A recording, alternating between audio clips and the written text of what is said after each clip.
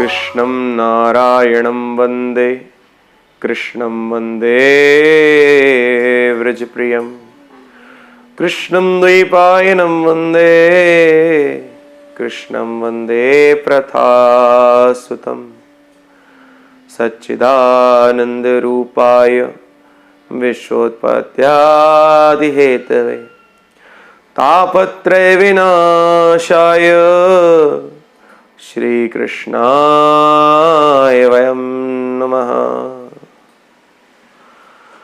जिन संतत सद्ज्ञान सुधा सुरसरी बहाई लेकर तर्क त्रिशूल वाद मर्याद मिटाई। जो सदघन सुख घन शांति घन बोध व्योम अविकार हैं उन शंकर मौलि मणिन्द्र पर्य पत्र पुष्प निहिसार है। नंदितानि दिगंतानि यस्यानन्दाम्बुबिन्दुना पूर्णानन्दं प्रभं वन्दे स्वानन्दैकस्वरूपिणं सर्ववेदान्त सिद्धान्त गोचरं तम गोचरं गोविन्दं परमानन्दं सद्गुरुं प्रणतोऽस्म्यहम्। अकारण करुणावरुणालय भक्तवांछा कल्पतरु तडिद्युत विनिंदित पीतांबरधारी बालकृष्ण लाल की वांगमयी प्रतिमूर्ति श्रीमद् भागवत महापुराण के महात्म्य हम सब प्रवेश करते हैं। अपनी वाणी अपनी बुद्धि अपनी शक्ति अपनी सामर्थ्य अनुसार मैं आप सबके सामने श्रीमद् भागवत के महात्म्य को रखने का प्रयास करूंगा।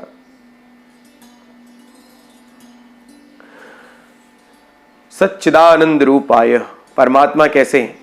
बोले सत स्वरूप है। अगर परमात्मा सत है तो असत क्या है? यह संसार। परमात्मा चेतन स्वरूप है और यह संसार क्या है? अचेतन।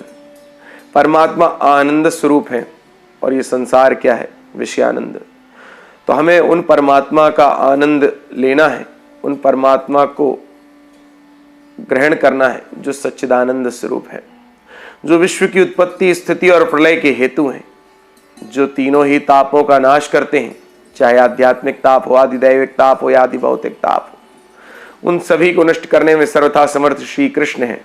उन सबको हम सब नमस्कार प्रणाम करते हैं। नैमिषे सूतम आसीनम, नैमिषारण्य तीर्थ में सूत जी आसीन है। नैमिषे सूतम आसीनम, वहां पर 88,000 शौनक ऋषि आए। ये शौनक ऋषि कौन है? बोले शौनक ऋषि जो हैं ये भगवान के भक्त हैं। हरिनाम संकीर्तन करते हुए टोली में भगवान का भजन करते हुए भारतवर्ष में भ्रमण करते रहते हैं। नैमिषारण्य क्षेत्र में सूत जी आसीन है। वहां पर आकर 88,000 शौनक ऋषियों ने उन्हें प्रणाम किया और वे कहते हैं कि हे सूत जी, आप ज्ञानियों में अग्रगण्य हैं। आपका ज्ञान अज्ञान रूपी अंधकार को नष्ट करने में करोड़ों सूर्यों के समान है। जिस प्रकार सूर्य भगवान अंधकार को नष्ट कर देते हैं उसी प्रकार आपका ज्ञान रूपी सूर्य भी हमारे अज्ञान रूपी हृदय में जो पटल में जो अज्ञान है उसको नष्ट करने में सर्वथा समर्थ है। हे सूत जी, कलिकाल में जो जीव हैं उनके भाग्य भी मंद हैं और उनकी मति भी मंद है। किसी की अगर भाग्य प्रबल हो मति ना हो तो वह जी लेगा। किसी की मति बहुत तीव्र है भाग्य नहीं है तो वह एक स्थान पर पहुंच ही जाएगा। पर जिनके भाग्य भी मंद हो और मति भी मंद हो, ऐसे कलयुगी जीवों के कल्याण के लिए आप कोई सार बताइए, ऐसा सार जो कलयुग के जीवों का कल्याण कर दे, उनके सभी पापों को मल को सर्वथा नष्ट कर दे। तब श्री सूत जी कहते हैं कि अज्ञान ध्वांत विध्वंस कोटि सूर्य समप्रभा सूथाख्यायी कथा सारम मम कर्ण रसायनम। कि अज्ञान ध्वांत विध्वंस कोटि सूर्य समप्रभा। देखिए, अज्ञान का नाश करने के लिए श्रीमद् भागवत की कथा है। ये काल है ना, काल, ये काल सर्प की तरह मुंह फाड़े बैठा है और हम सब जीवों को ग्रसना चाहता है। काल व्याल मुखग्रास। और इससे अगर बचना है तो श्रीमद् भागवतम शास्त्रम, श्रीमद् भागवत का सप्ताह पारायण ही सर्वश्रेष्ठ है। ये कलऊ कीरेण भाषितम, कलयुग के पापों को नष्ट करने में सर्वथा समर्थ है। हे शौनकादि ऋषियों, यह सुखदेव जी के द्वारा गाया गया है।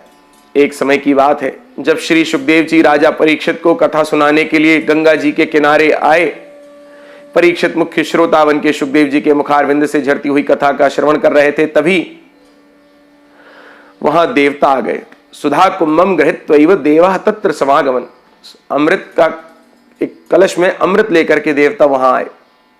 उन्होंने सुखदेव जी को प्रणाम किया और कहते हैं, सुखदेव जी कृपा करके हमारा भी कल्याण कीजिए। हम तो कहते हैं कि ये जो अमृत हमें समुद्र मंथन से प्राप्त हुआ है, इसे आप परीक्षित को पिला दीजिए।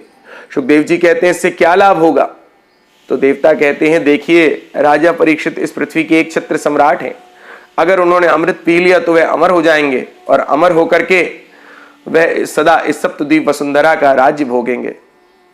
सुखदेव जी ने भागवत कथा का अनाधिकारी जान करके देवताओं को कथा नहीं सुनाई, देवताओं को वहां से भगा दिया। देखिए भागवत की कथा क्या है? भागवत की कथा आपको दीर्घ जीवी, दिव्य जीवी बनाती है। अमृत आपको दिव्य जीवी बनाएगा, हजारों वर्ष की आयु प्रदान कर देगा, पर भागवत आपको दिव्य जीवी बना देगी। और दिव्य जीवन ही परिपूर्ण जीवन है। आदि शंकराचार्य भगवान की आयु 32 वर्ष की थी, पर उन्होंने 32 वर्ष में भारत के चारों दिशाओं में जगन्नाथ पुरी, रामेश्वरम, द्वारकाधीश और बद्रीनाथ, इन चारों दिशाओं में 4 पीठ की स्थापना की, जो आज भी हमारे सनातन हिंदू धर्म के आदर्श हैं। आचार्य रामानुज, जो कि इस धरती के सबसे बड़े गणतज्ञ थे, आचार्य रामानुजम, उनकी आयु भी केवल 32 वर्ष की थी, लेकिन उन्होंने बहुत सारी विज्ञान की खोज में अपनी थ्योरी का सहयोग दिया। 32 साल की आयु में यहां से विदेश गए और देश को एक नई दिशा गणित की दिखाई। तो देखिए दिव्य जीवी होना जरूरी है, दीर्घ जीवी होना जरूरी नहीं है। श्री सुखदेव जी ने देवताओं को विदा कर दिया। देवता रोते रोते ब्रह्मा जी के पास गए और बताया कि देखिए हम देवताओं को भागवत की कथा सुलभ नहीं है, और वही कथा एक मनुष्य को मानव लोक, पृथ्वी लोक में श्री सुखदेव जी पान करा रहे हैं। ब्रह्मा जी ने देवताओं को समझाया कि बच्चों दुखी ना हो, परेशान ना हो, पहले ये देखो कि इस कथा को सुनकर के परीक्षित का क्या होता है। 7 दिन के बाद जब कथा समाप्त हुई तो राजा परीक्षित वैकुंठ पहुंच गए, उन्हें मोक्ष मिल गया। ऐसा विस्मय, ऐसा आश्चर्य जब ब्रह्मा जी ने देखा तो सभी देवताओं को बुला करके ब्रह्मा जी ने ब्रह्मलोक में सभी बड़े बड़े ऋषियों को बुला करके एक तराजू में एक पलड़े पर श्रीमद् भागवत को रखा और दूसरे पलड़े पर सभी ग्रंथों को रखा। पर अपने महत्व के कारण श्रीमद् भागवत सब पर भारी पड़ गया। तब ब्रह्मा जी और सभी संतों ने यह निर्णय लिया कि जो भी श्रीमद् भागवत को सुनेगा उसका कल्याण हो जाएगा। इस कथा को नारद जी ने ब्रह्मा जी से पहले श्रवण कर रखा था, परंतु सप्ताह श्रवण की विधि सनकादिकों से ही मिली।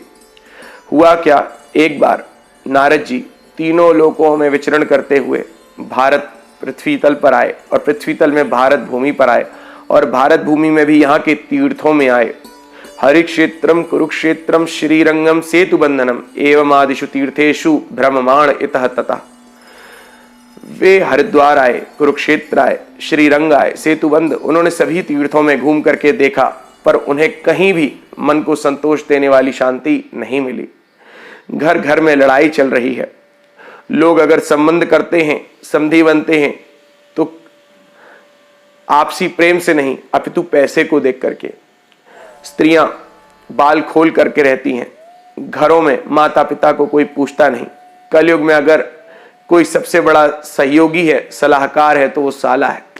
इन्होंने देखा, नारद जी को बड़ा दुख हुआ। भारत भूमि जहां सदा सदाचार रहता था, जहां सदा धर्म निवास करता था, जहां सदा नियम होते थे, उस भारत भूमि में भी अब कहीं धर्म देखने को नहीं मिलता। तब नारद जी ने यह निर्णय लिया कि अब मैं वृंदावन जाऊंगा। वृंदावन में भगवान श्री कृष्ण की यमुना के किनारे लीलाएं हुई हैं। वृंदावन में 3 चीजें भैया भगवान श्री कृष्ण के समय की हैं। एक ब्रिज की रज, दूसरी यमुना जी और तीसरा गोवर्धन पर्वत। नारद जी ने निर्णय लिया कि मैं उस यमुना के पुलीन पे जाऊंगा जहां भगवान श्री कृष्ण अपनी गायों को चराते थे, जहां उन्होंने कालिया नाग का मान मर्दन किया था। ऐसा विचार करके नारद जी यमुना के पुलीन पर आए, पर उन्होंने यमुना के पुलीन पे क्या देखा कि एक युवती स्त्री खिन्न मना बैठी है, दो सुंदरी स्वरूपवती देवियां उसे पंखा झल रही हैं और दो वृद्ध पुरुष उसकी गोद में पड़े हैं, वे अचेत अवस्था में हैं। नारद जी को बड़ा आश्चर्य हुआ कि हमारे समाज में दो वृद्ध पुरुष एक युवती की गोद में पड़े हों, ऐसा तो कहीं देखने को नहीं मिलता। नारद जी ने सोचा चल के इसकी समस्या पूछी जाए, पर फिर याद आया कि हम तो बाबा हैं, अगर किसी महिला ने हमारा अपमान कर दिया तो फिर हमारी तो चीछा लेदर हो जाएगी। नारद जी चुपचाप एक मार्ग से जाने लगे, तभी वह युवती खड़ी हो गई। वह युवती कहती है कि भो भो साधु क्षणम तिष्ठ मच्चिंतामपि नाशय दर्शनम तव लोकस्य सर्वथाग हरम परम। वह युवती स्वयं ही खड़ी हो गई, नारद जी को जाते हुए देखा और कहती है कि हे साधु ठहर जाइए, ठहर जाइए, मेरी चिंता का भी नाश कर दीजिए। अरे आपके दर्शन तो समाज का कल्याण करने के लिए और सभी पापों को नाश करने में सर्वथा समर्थ आपके दर्शन है। नारद जी कहते हैं काशी त्वं काविमौचेम नार्यः कः पद्मलोचनः वद देवी सविस्तारम स्वस्य दुःखस्य कारणम। हे देवी, काशी त्वं, कौन हो तुम, और ये नारियां, ये देवियां, ये कन्याएं जो तुम्हें पंखा जल रही हैं, ये कौन है? ये तुम्हारी गोद में जो पड़े हैं, ये कौन है? अपना पूरा परिचय दो। वह युवती कहती है अहम भक्तिर इति ख्याता इमौ में तनयौ मतौ ज्ञान वैराग्य नामानौ काल योगेन जर्जरौ। अहम भक्तिर इति ख्याता, मैं भक्ति हूं। ये दोनों वृद्ध जो पड़े हैं मेरी गोद में, ये मेरे पुत्र हैं, इनका नाम ज्ञान और वैराग्य है। काल के योग से ये ऐसे जर्जर हो गए हैं। उत्पन्ना द्रविड़े साहम वृद्धिम कर्णाटके गता क्वचित क्वचिन महाराष्ट्रे गुर्जरे जीर्णताम गता। मैं द्रविड़ देश में उत्पन्न हुई, कर्नाटक में बढ़ी, कहीं कहीं मुझे सम्मान भी मिला, पर गुर्जर क्षेत्र में आकर के मैं वृद्ध प्राय हो गई। वृंदावनस्य संयोगात् पुनस्त्वं तरुणी नव धन्यम वृंदावनम तेन भक्तिर्नत्यति यत्र च। पर वृंदावन में जब से मैं आई हूं, मैं नव युवती हो गई हूं। वृंदावन का संयोग हुआ, मैं तरुणी हो गई। यह वृंदावन धाम धन्य है, जहां आज भी सदा भक्ति नृत्य करती है। पर ये जो दोनों मेरे पुत्र हैं, इनकी अवस्था जीर्ण शीर्ण है, ये मृत प्राय हो चुके हैं। इनके कल्याण के लिए नारद जी कोई नवीन मार्ग बताइए। मैं इनकी ये स्थिति देख करके असमंजस में हूं, और अब तो मैंने यह सोच लिया है कि इस कली पाखंड से पीड़ित होकर के मैं बड़ा संताप भोग रही हूं। विदेशम गम्यते मया, अब तो मैं सोचती हूं कि मैं इस देश को छोड़ करके ही चली जाऊं। नारद जी ने कहा ना ना देवी, ऐसा ना करना। इस भारत भूमि में भक्ति, ज्ञान और वैराग्य की स्थापना मैं करूंगा। भगवान की कृपा से तुम्हारा कल्याण होगा। तुम्हारे ये जो दो पुत्र ज्ञान और वैराग्य हैं, इनको भी नव यौवन प्राप्त होगा। भक्ति महारानी कहती है हे नारद जी, भगवान ने और राजा परीक्षित ने इस कलयुग को क्यों जीवित छोड़ दिया, इसका कारण बताइए। नारद जी कहते हैं कि हे देवी, भले ही कलयुग में कोई गुण नहीं है, अवगुणों का भंडार है, लेकिन एक गुण इसका परीक्षित राजा को बहुत पसंद आया। द्रव्य यज्ञ कर लो, योग यज्ञ कर लो, तप कर लो, स्वाध्याय कर लो, पर कलयुग में मुक्ति नहीं है।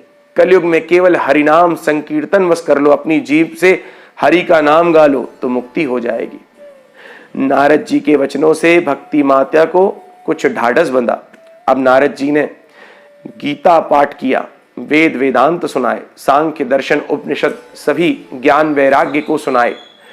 पर जब तक नारद जी ग्रंथों का गान करें, उपनिषद आदि का गान करें, शास्त्रों का गान करें, तब तक तो ज्ञान और वैराग्य उठें, और जैसे ही नारद जी रुक जाएं तो वे फिर उनकी स्थिति निर्बल पड़ जाए।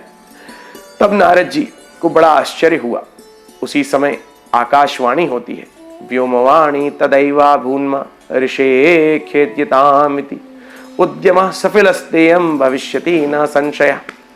उसी समय नारद जी को असमंजस में पड़ा देख करके आकाशवाणी होती है। आकाशवाणी कहती है, हे नारद जी, आप भक्ति ज्ञान और वैराग्य की स्थापना के लिए जो प्रयत्न कर रहे हैं यह सफल होगा। आपको कुछ मुनि मिलेंगे, संत मिलेंगे जो आपको अनुष्ठान बताएंगे। इतना कह करके आकाशवाणी लुप्त हो गई। अब नारद जी आश्चर्य में पड़ गए कि भैया आकाशवाणी ने यह तो बता दिया कि कुछ संत मिलेंगे, वो एक अनुष्ठान बताएंगे, पर वे कौन संत होंगे, कौन सा अनुष्ठान बताएंगे?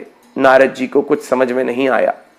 अब नारद जी भारतवर्ष में उत्तर पूर्व पश्चिम दक्षिण हर दिशा में गए। नारद जी को जो संत मिले, नारद जी उससे एक ही प्रश्न करें, ज्ञान और वैराग्य वृंदावन में जीर्ण शीर्ण अवस्था में पड़े हैं, इनके कल्याण का कोई उपाय बताओ। लेकिन जो भी संत नारद जी को आते हुए अपनी तरफ देखते, वो भयभीत हो जाते। अरे भैया, नारद जी तो बालकों को, भक्तों को भगवान से मिलाने वाले हैं। नारद जी की ही कृपा से ध्रुव को ध्रुव गति प्राप्त हुई। नारद जी की ही कृपा से प्रहलाद को परम ज्ञान प्राप्त हुआ। जिसको नारद जी मिल जाते हैं उसको भगवान मिल ही जाते हैं, उसकी साधना सफल हो ही जाती है। और ऐसे नारद जी हमसे प्रश्न कर रहे हैं। तो जो भी संत नारद जी को अपनी तरफ आते देखें, या तो वह मौन धारण कर लें और या तो वह खिसक जाएं। अब नारद जी को जब कहीं कोई उत्तर नहीं मिला तो नारद जी बद्रिका आश्रम में आए, बद्रीनाथ में आए, और बद्रीनाथ में उन्होंने यह निर्णय लिया कि मैं तप करूंगा।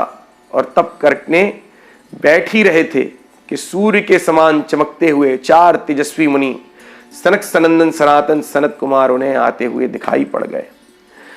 सनकादिक ऋषियों को नारद जी ने देखा, उन्हें प्रणाम किया। सनकादिक ऋषियों ने कहा, नारद जी, आप तो परम संत हैं, इस समय आपका चेहरा कुमलाया हुआ क्यों है?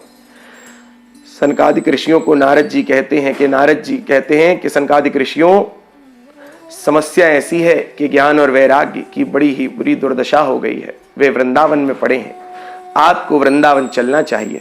सनकादिक ऋषियों ने कहा, ना बाबा ना, हम वृंदावन नहीं जाएंगे। वृंदावन तो भक्तों का स्थान है और वृंदावन में 12 महीने भीड़ रहती है, हम वृंदावन नहीं जाएंगे। तो नारद जी ने कहा, फिर भक्ति ज्ञान वैराग्य का क्या होगा? तो सनकादिक ऋषि कहते हैं कि हम हरिद्वार चलते हैं, बद्रीनाथ से हरिद्वार। तो बद्रीनाथ से जितना दूर हरिद्वार है उतना ही हरिद्वार से वृंदावन है। तो हम बद्रीनाथ से हरिद्वार चलते हैं, और हम जब कथा करेंगे तो वे ज्ञान वैराग्य और भक्ति अपने आप ही हरिद्वार आ जाएंगे। तो हम थोड़ा नीचे उतरते हैं और वो थोड़ा आगे बढ़ जाएंगे, हरिद्वार में मिलन हो जाएगा। हे नारद जी, हरिद्वार में एक आनंद नाम का तट है। उस आनंद नाम के तट में एक बड़ा ही विशाल वृक्ष है। उसकी लताएं शाखाएं बहुत ऊंची ऊंची हैं, जिससे बहुत दूर तक छाया होती है। चारों तरफ बालू ही बालू बिछी हुई है और गंगा जी का पुलीन है। वहां पर इस श्रीमद् भागवत का सप्ताह पारायण कराया जाए तो आनंद मंगल होगा। नारद जी ने सनकादिक ऋषियों से कहा, महाराज, मैं तो इस विधि के बारे में कुछ नहीं जानता, अब आप ही मेरा मार्ग प्रशस्त कीजिए। सनकादिक ऋषियों को लेकर के नारद जी बद्रिकावन से, बद्रीनाथ से हरिद्वार को आए। हरिद्वार में सुंदर आसन पर सनकादिक ऋषियों को उस वटवृक्ष के नीचे बिठाया गया और सामने नारद जी विराजमान हो गए। श्रीमद् भागवत की कथा सनकादिक सुनाने वाले हैं और नारद जी सुन रहे हैं। जैसे ही ये देवी देवताओं को पता चला तो वे मनुष्य का रूप धारण करके वहां आ गए। सभी योगेंद्र मुनिंद्र संत सन्यासी, परम परिव्राजक संत, परिव्राजकाचार्य, वैष्णव सभी वहां पर आए। लिखा है ब्रह्मचारी ब्रह्मचारिणी एक एक पंक्ति पर बैठी। सभी ऋषि महर्षि राजर्षि ब्रह्मर्षि सभी अपनी अपनी पंक्तियों में बैठे। और इसके बाद 17 पुराण और 6 शास्त्र, सभी वेद मूर्तिमान मनुष्य का रूप धारण करके वहां बैठे। नारद जी के पीछे सभी संत महर्षि बैठे हैं। हजारों लोगों का तांता लग गया। कुछ देवता तो अपने विमान से वहां पर आ गए और सुनने वाले श्रोताओं के ऊपर कल्प वृक्ष के पुष्पों की वर्षा करने लगे। सनकादिक ऋषियों ने नारद जी को लक्ष्य करके श्रीमद् भागवत का महात्म्य सुनाना प्रारंभ किया। सनकादिक कहते हैं, हे नारद जी, जो इस श्रीमद् भागवत को सुन लेता है उसका कल्याण हो जाता है। जिस घर में श्रीमद् भागवत की पोथी का परायण होता है उस घर में कभी द्वेष हिंसा काम क्रोध लोभ का निवास नहीं रहता। श्लोकार्धम श्लोक पादम व पठेत भागवतम चया नित्यम पुण्यमवाप्नोति राजसु यश्वमेधयो। जो आधा श्लोक भी पढ़ता है, जो एक पाद भी पढ़ लेता है भागवत का, उसे राजसूय और अश्वमेध यज्ञ करने का फल मिलता है। लिखा है कि जो श्रीमद् भागवत को हेम सोने के सिंहासन पे रख के किसी वैष्णव को दान करे, उसे वैकुंठ की प्राप्ति होती है। हेम सिंह युतम चैतत वैष्णवाय ददाति च कृष्णेन सह सायुज्यम सपमान लभते ध्रुवम। पंचोग्र पापास छलछद्म कारिणा क्रूरा पिशाचा एव निर्दयाश्चये ब्रह्मस्व पुष्टा। जो 5 प्रकार के पाप करता है, महान पाप, जो छल छद्म परायण है, जो क्रूर है, निर्दयी है, पिशाच के समान है, जो माता पितृ मात्र दूषका, माता पिता से द्वेष करता है, सत्यहीन, जो कभी सत्य नहीं बोलता, ऐसा व्यक्ति भी अगर श्रीमद् भागवत का श्रवण कर ले तो उसका कल्याण हो जाता है। इस प्रकार से सनकादिक ऋषि श्रीमद् भागवत की महिमा का बखान कर ही रहे थे कि सनकादिक ऋषियों की पोथी के मध्य से भक्ति ज्ञान और वैराग्य हृष्ट पुष्ट होकर सबके सामने प्रकट हो गए। सभी लोग देख रहे हैं, नारद जी आश्चर्य में हैं कि भक्ति ज्ञान वैराग्य तो वृंदावन में मृत प्राय पड़े थे, ये यहाँ कैसे आ गए। और भक्ति ज्ञान और वैराग्य नृत्य करने लगे। सनकादिक ऋषियों ने आशीर्वाद दिया, भक्ति ज्ञान वैराग्य ने हाथ जोड़ लिए। भक्ति माता कहती हैं, प्रभु आपने हमें कृपा करी, हम हृष्ट पुष्ट हो गए हैं, अब हमें रहने का स्थान और दे दीजिए। तब सनकादिक ऋषियों ने कहा कि जितने भी भगवान विष्णु के श्रोता हैं, जितने भी भगवत भक्त हृदय वाले हैं, उनके हृदयों में हे भक्ति महारानी आप ज्ञान और वैराग्य को लेकर सदा निवास करेंगी। भक्ति सुतौ तौ तरुणौ गृहीत्वा प्रेमैक रूपा सहसा विरासी श्री कृष्ण गोविंद हरे मुरारी नाथेति नामानि मोहर वदंती। वे सबके सामने नृत्य करती हैं। सनकादिक ऋषियों ने आशीर्वाद देते हैं, भक्तों के हृदय में भक्ति ज्ञान वैराग्य अंतर्धान हो जाते हैं और भक्तों के हृदय में बस जाते हैं। नारद जी ने जब देखा तो उन्हें बड़ा आश्चर्य हुआ। सनकादिक ऋषियों से नारद जी कहते हैं कि ये तो आपने एक अद्भुत ही मार्ग निकाला है जीवों के कल्याण के लिए। अब ये बताइए कि इस भागवत को सुन करके किस किस का कल्याण हो सकता है। तो सनकादिक कहते हैं पशु पक्षी मनुष्य मानव नर नारी जो भी इस भागवत को सुनेगा उसका कल्याण होगा। और तो और जो प्रेत हैं, जो पिशाच हैं, जिनकी दुर्गति हो चुकी है, जिनकी अधोगति हो चुकी है, अगर उनके निमित्त भी ये श्रीमद् भागवत की कथा को रखवाया जाए तो उनका कल्याण हो जाएगा।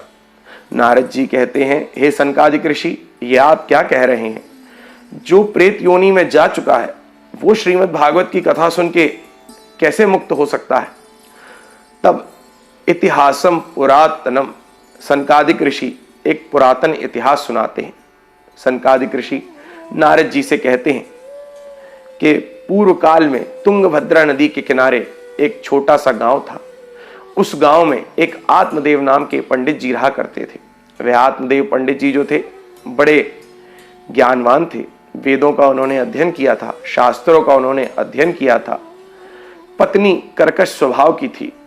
आत्मदेव जी के घर में धन धान्य की कोई कमी ना थी, लेकिन फिर भी एक कमी जो कि हर मनुष्य के जीवन में रह ही जाती है, ऐसे ही आत्मदेव जी के जीवन में भी एक कमी थी, उन्हें संतान नहीं थी। वे बड़े दुखी रहते थे कि मुझे संतान क्यों नहीं है। जिससे भी मिलते यही पूछते कि भैया संतान हो ऐसा कोई उपाय बता दो। कोई कहता ब्राह्मणों को भोजन कराओ, कोई कहता हे आत्मदेव जी आप तो गरीब जो मजबूर हैं उन्हें भोजन कराओ, कोई कहता जो विकलांग है उन्हें दवाइयाँ औषधियाँ उपलब्ध कराओ। आत्मदेव जी ने इस प्रकार से संतान प्राप्ति के लिए अपनी आधी संपत्ति लोगों के बताए हुए उपाय पर ही न्यौछावर कर दी, पर कुछ भी नहीं हुआ, उन्हें संतान नहीं हुई। एक दिन उन्होंने यह निर्णय लिया कि अब मैं अपने प्राण त्याग दूंगा। और एक सरोवर के पास, एक तालाब के पास जब वो अपने प्राण त्यागने जा रहे थे तभी वहां पर उन्हें एक संत दिख गए।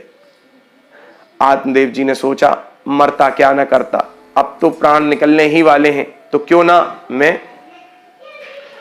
ना मैं इनसे एक और बार पूछ लूं कि क्या मुझे पुत्र प्राप्त हो सकता है। एक आखिरी उपाय करके देखते हैं। जल पी रहे सरोवर में जो संत थे उनके पास जाकर आत्मदेव जी ने हाथ जोड़े, चरणों में सिर रखा और प्रणाम किया। आत्मदेव जी कहते हैं, हे सन्यासी कृपा कीजिए। सन्यासी को लगा आंखों में आंसू है, कृपा की याचना कर रहा है, तो अवश्य ही इसकी इच्छा होगी कि भगवत प्राप्ति कैसे हो, ये मुझसे भगवत प्राप्ति का ही मार्ग पूछना चाहता है।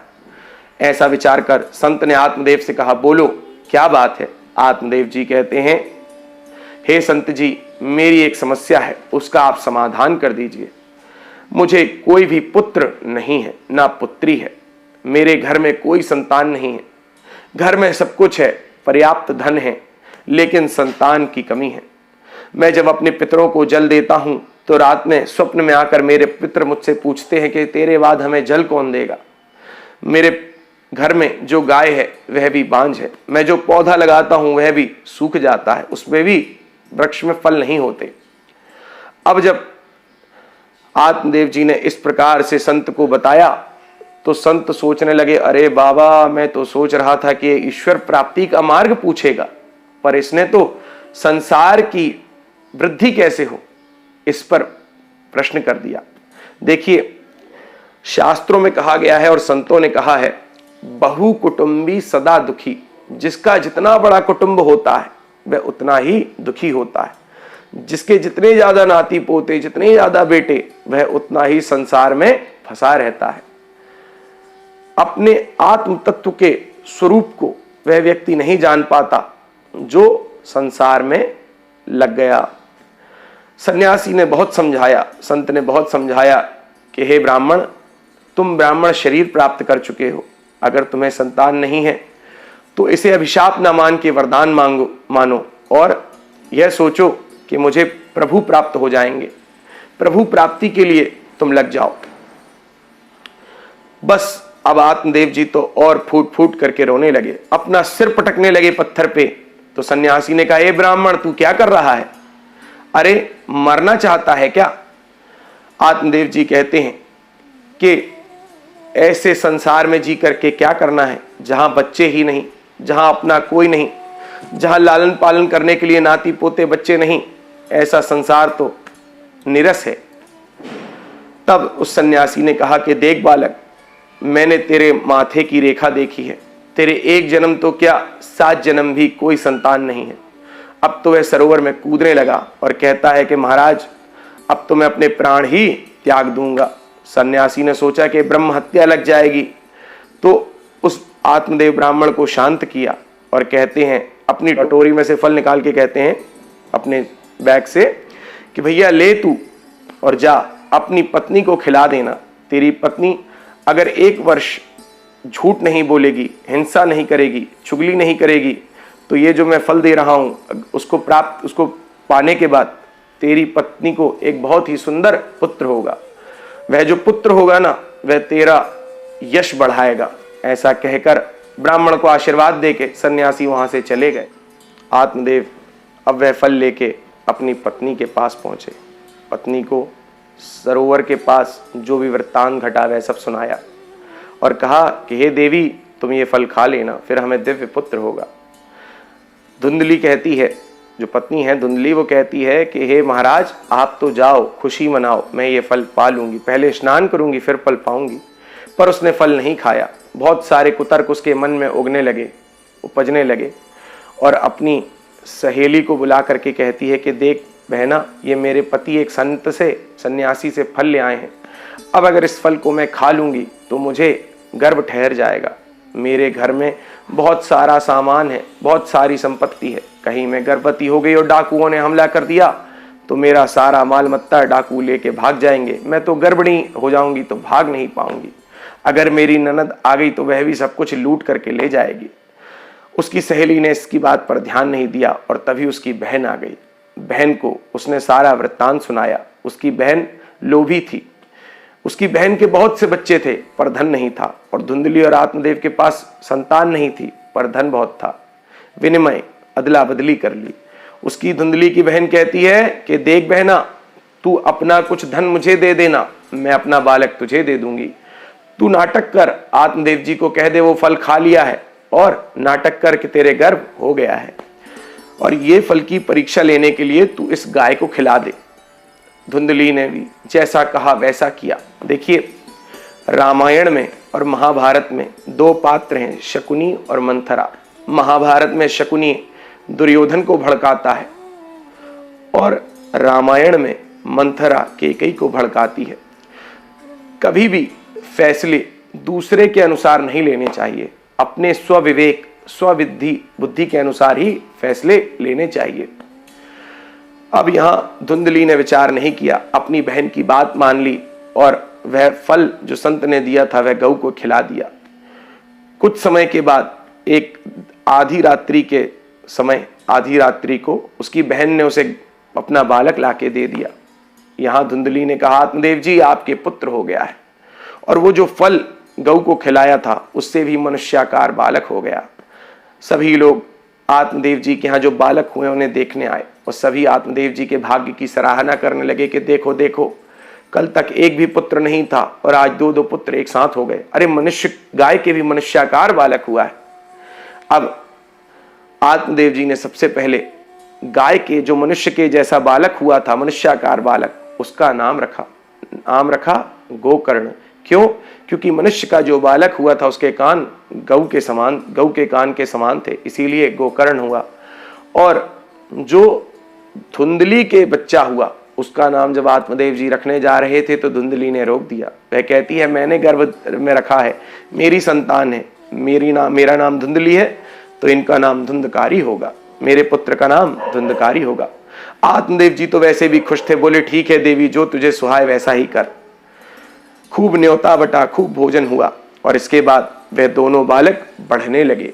कियत कालेन तौ जातौ तरुणौ तनया भवौ गोकर्ण पंडितो ज्ञानी धुंधकारी महाखला। अब दोनों ही बालक बड़े होते गए, लेकिन एक धुंधकारी महान दुष्ट और एक गोकर्ण महाज्ञानी।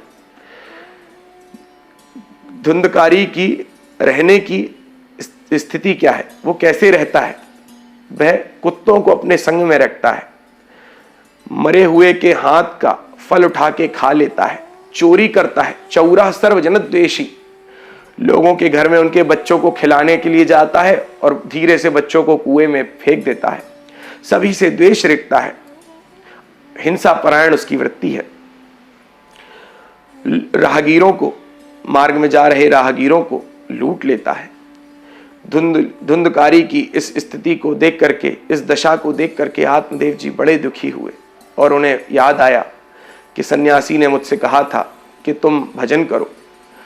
आज आत्मदेव जी धुंधकारी से इतने दुखी हैं कि उसी सरोवर के पास पहुंच गए जहां पुत्र याचना लेकर के पहुंचे थे। उस समय भी एक संत मिले थे और आज भी उनका दूसरा पुत्र जो संत के ही समान है वह गोकर्ण आ गया। गोकर्ण आ गया और उन्होंने अपने पिताजी को सरोवर में कूदने के लिए प्रयास करते हुए देखा। गोकर्ण ने अपने पिता आत्मदेव को शांत कराया, बिठाया और समझाया। उस समय संत ने समझाया था, वो बुद्धि में नहीं टिका, पर आज जब संसार की ठोकर लगी, अपनों की ठोकर लगी, तो आत्मदेव जी को गोकर्ण का ज्ञान बुद्धि में चढ़ गया। गोकर्ण जी ने अपने पिता को जब कूदते हुए जल में देखा तो हाथ पकड़ लिया और बिठा लिया। पिताजी से पूछा, पिताजी क्या कारण है? आत्मदेव जी ने गोकर्ण को सारी समस्या बताई। तब गोकर्ण जी कहते हैं, पिताजी देहे स्थिमान सुरुद्रे विमतिम त्यजत्वम जाया सुतादिषु सदा ममताम विमुंच पश्यानिशम जगदिदम क्षणभंग निष्ठम वैराग्य राग रसिको भवभक्ति निष्ठा। हे पिताजी, इस शरीर को अपना मत मानिए। ये शरीर क्या है? हड्डी, नस, मांस से बना हुआ एक लोथड़ा है। ये नित्य नहीं रहने वाला है, ये अनित्य है, ये नाशवान है। इस नाशवान शरीर से अविनाशी प्रभु को प्राप्त करने का प्रयास करो। आत्मदेव जी को गोकर्ण जी की वह बात मन में बैठ गई। देखिए, जमाने की ठोकर जो खाई ना होती तो मोहन तेरी याद आई ना होती। आज जमाने की ठोकर खा करके, अपने पुत्र से दुखी होकर के आत्मदेव जी को गोकर्ण की बात सुहा गई। गोकर्ण जी की बात सुनकर के आत्मदेव जी वन में चले गए। ब्राह्मण थे, पढ़े लिखे थे, दशम स्कंद का पाठ वन में जाकर के करते, और एक दिन उन्होंने अपने पांच भौतिक देह का त्याग कर दिया। यहाँ केवल घर में दो लोग बचे हैं, धुंधकारी और उसकी माँ धुंधली। जब आत्मदेव जी समाप्त हो गए तो धुंधकारी कहता है, धुंधली माँ चल सब माल मत्ता निकाल, तेरे पास क्या क्या है। माँ ने कहा, बेटा मेरे पास तो कुछ भी नहीं है। धुंधकारी कहता है, नहीं तू झूठ बोलती है, पिताजी तुझे खजाने की चाबी दे गए हैं, तेरे पास बहुत धन है। धुंधली तो भयभीत हो गई और रात्रि में जाकर के अंधेरे कुएं में कूद गई, उसका प्राणांत हो गया। गोकर्ण जी तो संत थे, तीर्थ यात्रा को चले गए। अब धुंधकारी अकेला हो गया, स्वतंत्र हो गया। देखिए, ऐसा हमारे संत कहते हैं कि जिसका एक बेटा होता है, जिस घर में एक बेटा होता है, उसके बिगड़ने के चांस बहुत अधिक होते हैं। धुंधकारी निर्द्वंद हो गया, अकेला हो गया। 5 वेश्याओं को जिनके साथ वह बाहर भोग करता था, उन्हें अपने घर में ले आया। 5 गणिकाओं को, 5 वेश्याओं को अपने घर में रख लिया और गांव के बाहर से जाने वाले राहगीरों को वह लूट लेता। लूटा हुआ माल उन 5 वेश्याओं को ला के दे देता। एक दिन उन 5 वेश्याओं ने देखा कि यह तो बहुत सारा धन रोज लूट के आता है, कहीं ऐसा ना हो कि किसी दिन इसे राजा पकड़ ले और राजा जब पूछे कि ये धन का तू क्या करता है तो वह हमारा नाम ले दे। इसीलिए भलाई इसी में है कि हम इसे मार डालें। रात्रि के समय जब धुंधकारी शराब के नशे में अपने घर की खटिया पे पड़ा था तो 5 वेश्याओं ने आकर के उसके हाथ पैर पकड़ लिए और एक वेश्या ने जलता हुआ कोयले का अंगारा उसके मुंह में डाल दिया चिमटे से, जिससे वह तड़पड़ा के मर गया। लोग पूछते, भाई धुंधकारी बहुत दिनों से नहीं दिखा, देवियों क्या बात है? तो वे वेश्याएं कहती कि इस बार बहुत दूर गए हैं और बहुत सारा धन लूट के लाएंगे। लोगों ने सोचा हमें क्या करना, बुरे कर्म करने वाले के साथ तो भगवान कोई देखता ही नहीं, कोई पूछता ही नहीं है जो बुरा कर्म करता है। लोगों ने भी ध्यान नहीं दिया। उन वेश्याओं ने अपना अपना हिस्सा बांटा और जहां तहां चली गई।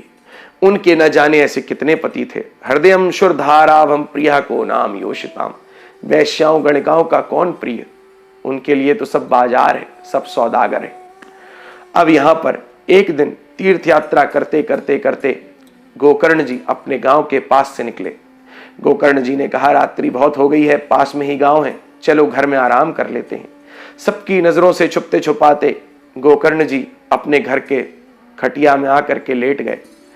पर उन्होंने क्या देखा कि एक प्रेत की काया वाला उनके सामने वायु रूप में खड़ा है और रो रहा है।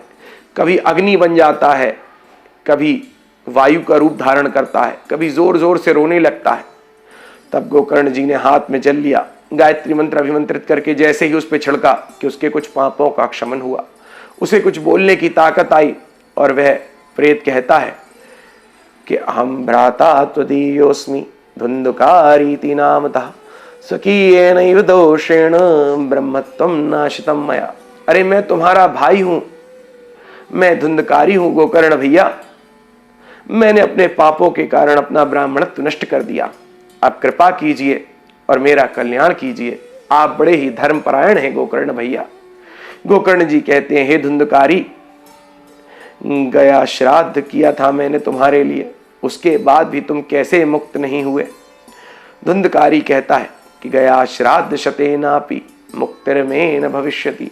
अरे 100 गया श्राद्ध कर लोगे ना तो भी मेरी मुक्ति नहीं है, मैंने इतने पाप किए हैं। उपाय परम कंचित तुम विचार सांप्रतम, अब कुछ और उपाय कीजिए। तब गोकर्ण जी कहते हैं कि हे धुंधकारी, अभी तो तुम जहां रहते हो वहां रहो, सुबह तुम्हारे कल्याण का उपाय सोचकर हम बताएंगे। पूरी रात्रि गोकर्ण जी को नींद नहीं आई। सुबह जब गांव में पता चला कि गोकर्ण जी आए हैं तो सभी उनसे मिलने के लिए आए। गोकर्ण जी ने रात में जो घटा था वह सब कुछ अपने गांव वालों, बड़े बड़े बुजुर्गों को बताया। सभी ने ग्रंथों को उलट पलट के देखा, पर जब कोई मार्ग नहीं सूझा तो गोकर्ण जी ने सूर्य भगवान की आराधना करी। अंगूठे के बल पर हाथ ऊपर उठा करके सूर्य भगवान का ध्यान गोकर्ण जी करने लगे। तभी सूर्य भगवान ने आकाशवाणी की कि सप्ताह भागवत करवाओ, इसी से तुम्हारे भाई की धुंधकारी की मुक्ति है। इति सूर्यवचः सर्वै धर्म रूपम तु विश्रुतम। वहां जितने गांव के लोग थे उन्होंने गोकर्ण जी के साथ उस आकाशवाणी को सुना। इसके बाद गोकर्ण जी ने खुद कथा करी, एक मुख्य श्रोता बनाया और श्रीमद् भागवत का पारायण हुआ। श्रीमद् भागवत का सप्ताह पारायण जब होने लगा तो कई सौ गांव से लोग बैलगाड़ियों में भर भर के वहां पहुंचे। धुंधकारी भी कथा सुनने के लिए बैठा। 7 गांठ से बंधे हुए एक बांस के डंडे के अंदर वायु रूप होने के कारण वह बैठ गया। पहला दिन जब भागवत कथा का समापन हुआ तो उसकी एक गांठ टूटी, दूसरा दिन जब समाप्त हुआ तो दूसरी गांठ टूटी। इस प्रकार से 7 दिनों में 7 गांठों को फोड़ करके वायु रूप धुंधकारी अब विष्णु रूप धारण करके प्रकट हो गया। दिव्य रूप धरो जाता तुलसी दाम मंडता पीतवासा घनश्यामो मुकुटी कुंडलान्विता। दिव्य रूप धारण करके तुलसी की माला से सजा धजा पीतांबर ओढ़े हुए साक्षात विष्णु का ही स्वरूप वह दिख रहा था। सिर पर मुकुट था और कानों में कुंडल थे। धुंधकारी भगवान विष्णु का रूप धारण करके वहां प्रकट हो गया। सबने देखा, सबको बड़ा आश्चर्य हुआ। उसी समय भगवान विष्णु के पार्षद सोने से मढ़े हुए विमान पर बैठ करके धुंधकारी को लेने के लिए आए। धुंधकारी को जब विष्णु पार्षद ले जाने लगे तो गोकर्ण जी कहते हैं कि हे विष्णु पार्षदों, एक बात बताइए, भले ही यह भागवत का सप्ताह पारायण धुंधकारी के लिए हुआ, पर यहाँ इतने सारे हजारों लोगों ने श्रीमद् भागवत की कथा सुनी, इनके लिए आप विमान क्यों नहीं लाए? तब विष्णु पार्षद कहते हैं, हे गोकर्ण जी, कथा सुनी सबने पर बुनी नहीं। पर ये प्रेत की योनि में था, भोजन कर नहीं सकता था, वायु का आहार लेके ये कथा सुनता। आप 7 दिन जो कथा सुनाते उस कथा को ये सुनता और फिर बहुत रोता, पश्चाताप की अग्नि में जलता कि मैंने कितने बुरे बुरे पाप किए। श्री हरि के प्रति इसके हृदय में प्रेम जागृत हो गया, इसके जीवन में बदलाव आ गया और इसीलिए इसे दिव्य रूप प्राप्त हो गया। अब इसे वैकुंठ प्राप्त हुआ है। आप फिर से कथा रखिए और इस बार जो भी श्रोता मन लगा करके सुनेंगे उन्हें दिव्य लोक की प्राप्ति होगी। और हे गोकर्ण जी, आपको लेने तो साक्षात भगवान आएंगे और गोलोक लेके जाएंगे। ऐसा कहकर धुंधकारी को लेके विष्णु पार्षद सोने के विमान में वैकुंठ लोक को चले गए। 15 दिन के बाद फिर से श्रीमद् भागवत की कथा हुई और इस बार लाखों की तादाद में लोग श्रवण करने आए। लिखा है कि उस कथा में जो कुत्ते, श्वान, सुअर भी थे, उन सबको भगवान के वैकुंठ की प्राप्ति हुई। इस कथा का मर्म यह है कि जो जीवन में प्रभु की भक्ति करेगा उसका कल्याण निश्चित है। जो प्रभु का मनन करेगा, जो प्रभु का चिंतन करेगा, उसे अपने स्वरूप का बोध हो जाएगा और जिसे अपने स्वरूप का बोध हो गया उसका कल्याण सद्य तुरंत ही हो जाएगा। इसके बाद अब 6ठे अध्याय में वक्ता और श्रोता कैसा हो यह बताया गया है। अब वक्ता और श्रोता के बारे में बताया गया है। वक्ता कैसा हो और श्रोता कैसा हो। देखिए, जो श्रीमद् भागवत की कथा करने वाला वक्ता है वह विरक्त होना चाहिए। विरक्तो वैष्णवो विप्रो वेद शास्त्र विशुद्धिकृत दृष्टांत कुशलो धीरो वक्ता कार्योति निस्पृहा। विरक्त होना चाहिए वक्ता, वैष्णव होना चाहिए, विप्र होना चाहिए, लौकिक दृष्टांत दे करके जनता को समझा सके, प्रभु के प्रति प्रेम जागृत करा सके, ऐसा वक्ता होना चाहिए। वक्ता हमारे महाराज जी हैं, हमारे भागवत भूषण स्वामी श्री दीनदयालु पांडे जी महाराज, जो विगत 70 वर्षों से श्रीमद् भागवत की कथा कह रहे हैं। कई जगह तो उन्हें भागवत करी और तुलसी का पत्ता भी मिला, उन्होंने तुलसी के पत्ते को भी आशीर्वाद समझ के रख लिया। और कई जगह बड़ी बड़ी भेंटें भी मिली, पर तुलसी का पत्ता मिले या बड़ी बड़ी भेंटें, वे सदा एक समान रहते। विरक्त कैसा होता है यह हमें भागवत भूषण स्वामी दीनदयालु पांडे जी महाराज के जीवन से पता चलता है। उनका जो जीवन है वह सदा ही विरक्त रहा। हमारे महाराज जी भागवत भूषण स्वामी श्री दीन दयालु पांडे जी महाराज, जो नर्मदा जी के किनारे अपनी युवावस्था में भजन करते थे, नर्मदा जी के जल से बना हुआ भोजन करते थे, घास की कुटिया में रहते थे, आज भी उनकी तपस्थली आपको जबलपुर में देखने को मिलेगी। ऐसे ऐसे संतों का उन्हें संग मिला जो नमक नहीं पाते थे। महाराज जी के साथ एक संत रहते थे, वो संत नमक नहीं पाते थे। एक बार सर्प ने उसे डस लिया, उन संत को, तो उन संत को कुछ नहीं हुआ, वो सांप ही मर गया। भागवत भूषण स्वामी श्री दीन दयालु पांडे जी महाराज भागवत के प्रत्येक एक एक श्लोक को, 18,000 श्लोकों को यमुना जी में गले तक डूब करके 108 बार एक पूरी माला एक एक श्लोक की करते थे। और ऐसे उन्होंने 18,000 श्लोकों को, प्रत्येक श्लोक को 108 बार जपा है। आज 90 वर्ष की आयु में उन्हें 15 साल घर छोड़े हो चुके हैं। जब वे 75 वर्ष के हुए 2007 में, तो उन्होंने यह निर्णय किया कि अब मैं घर नहीं जाऊंगा। और आज 15 वर्ष से उनके जबलपुर में, उनके जन्म स्थान पर कोई भी आगमन नहीं हुआ। सदा गंगा जी के किनारे अब वह रहते हैं। उन्होंने गंगा जी के किनारे जाप करना, कथा करना, भजन पूजन करना और साधु सेवा करना, यही उनके जीवन का लक्ष्य है। विरक्त की क्या परिभाषा होती है, यह मैं आपको उनके जीवन के बारे में बता रहा हूं। आज भी पूरे आश्रमों में, उनके जितने भी आश्रम है, उसमें 100 बच्चे हर साल भागवत की कथा सीख करके, वेद वेदांत की कथा पढ़ करके समाज में अपने आप को उठाते हैं। महाराज जी का लक्ष्य है कि वेदों का ज़्यादा से ज़्यादा विस्तार हो। जो ब्राह्मण बालक वेद पढ़ें उन्हें निःशुल्क पढ़ाओ, जो भागवत पढ़े उनके भोजन आदि की व्यवस्था हम करेंगे। इस प्रकार से महाराज जी का जीवन है। जितना हमारे महाराज जी के द्वारा होता है, उतना सामाजिक कल्याण के लिए, समाज उत्थान के लिए वे प्रयास करते रहते हैं। तो ऐसे भागवत भूषण स्वामी श्री दीन दयालु पांडे जी महाराज जैसे विरक्त संत, और ऐसे ही अनेक भारत भूमि में संत हैं जिनको हम प्रणाम करते हैं। इनके द्वारा अगर आप कथा सुनेंगे तो आपके हृदय में प्रभु के प्रति समर्पण, त्याग और स्वयं में दीनता बढ़ेगी। ऐसा वक्ता होना चाहिए। और श्रोता कैसा होना चाहिए? श्रोता होना चाहिए जो बिल्कुल दीन होकर के भागवत की कथा को सुने, और जो उसे उसके गुरुजन भागवत में सुना रहे हैं उस एक एक शब्द पर सत्य बुद्धि रखे, किसी भी भागवत के वाक्य में अश्रद्धा रख के ना सुने। ऐसा श्रोता जो दीन होकर के सुनता है, उसे अभिष्ट फल की, मनचाहे फल की प्राप्ति होती है।